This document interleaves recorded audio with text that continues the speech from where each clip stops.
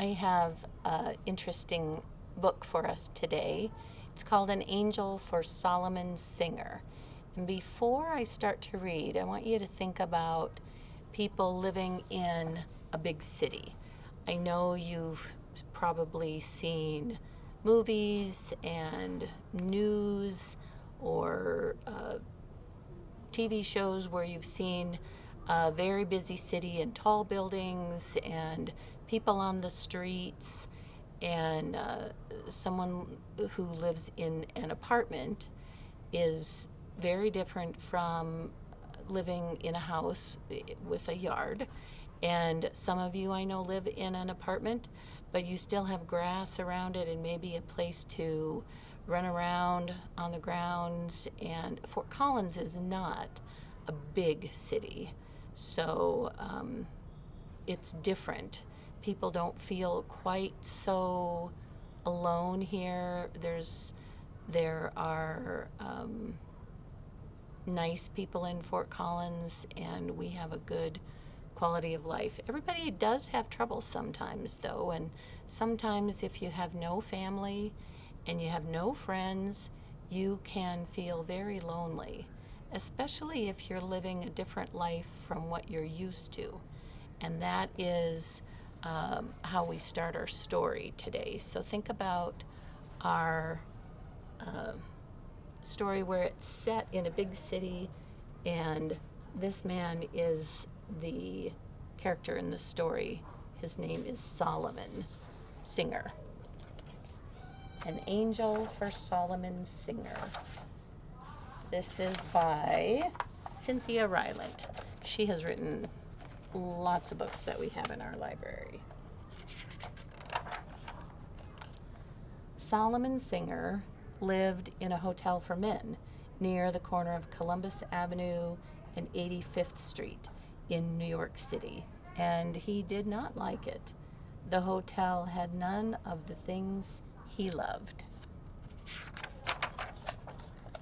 His room had no balcony. He dreamed of beautiful balconies. It had no fireplace, and he knew he surely could think better sitting before a fireplace.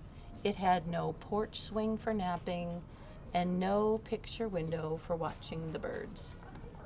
He could not have a cat. He could not have a dog.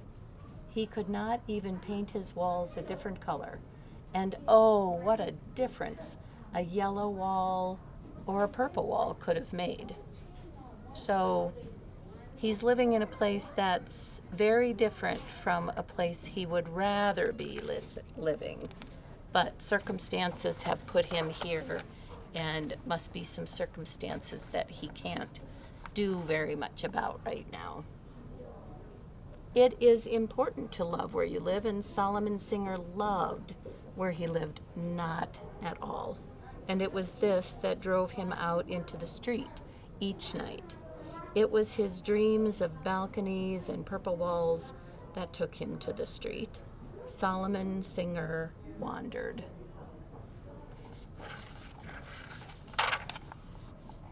He was a wanderer by nature. Anyway, he had grown up in Indiana, a place absolutely famous for wandering. So much of Indiana was mixed into his blood that even now, 50 odd years later, he could not give up being a boy in Indiana, and at night he journeyed the streets, wishing there were fields, gazed at lighted windows, wishing there were fields, gazed at lighted windows, wishing there were stars, and listened to the voices of all who passed, wishing for the conversations of the crickets. I'm sure he's hearing many different sounds walking the streets in New York. Solomon Singer was lonely and had no one to love and not even a place to love, and this was very hard for him. He didn't feel happy as he wandered. One evening, somewhere between Columbus Avenue and Central Park West, Solomon Singer wandered into a small restaurant called the Westway Cafe. He liked the name. He was from the Midwest and liked to imagine he was, each day, making his way west, that someday he would again be west, and so the name meant something to him. He opened up the plastic menu before him, and there he read these words: "The Westway Cafe, where all your dreams come true." The menu told him how much hamburgers and bowls of soup and pieces of pie and other things cost, but it didn't put a price on dreams. A voice, quiet like an Indiana pine in November, said, "Good evening, sir." And Solomon Singer looked up into a pair of brown eyes that were lined at the corners from a life of smiling.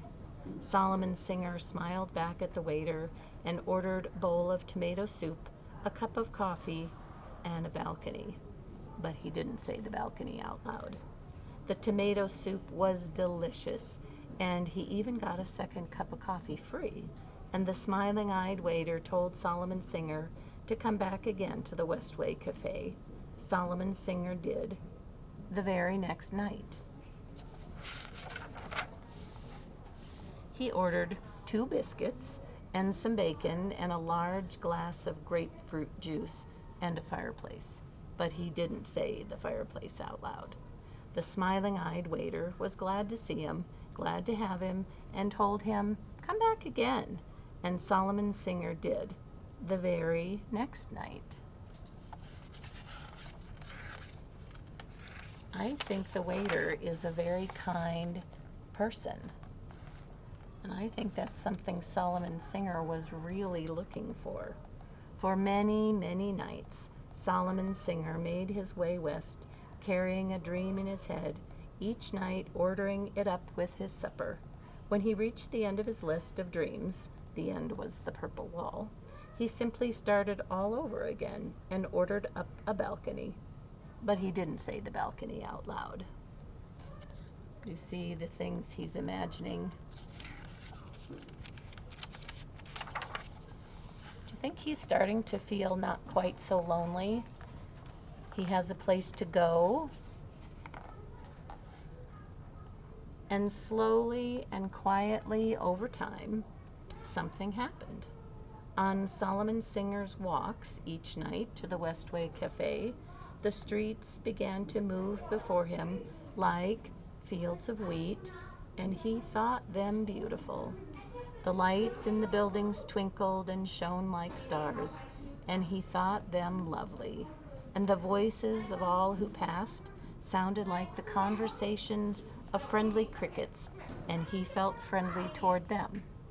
So he's starting to look at all the things that he has seen every night and didn't have any connection to, and he's seeing a way to appreciate them, which makes his life, I think, a little bit easier to live every day. Oh, look at this. This looks like a house in Indiana, maybe where he grew up. Rounding the corner of Columbus Avenue, seeing the lighted window of the Westway Cafe, Solomon Singer felt as he had as a boy, rounding the bend in Indiana and seeing the yellow lights of the house where he lived. Oh, we were right. So his imagination can be a little more free when he's more relaxed and feeling not so lonely. Walking into the Westway Cafe, he felt at home, as he had in Indiana, and the smiling waiter greeted him as familiarly as his parents had once greeted him in Indiana when he would come in from wandering the roads he loved. The waiter's name, it turned out, was Angel.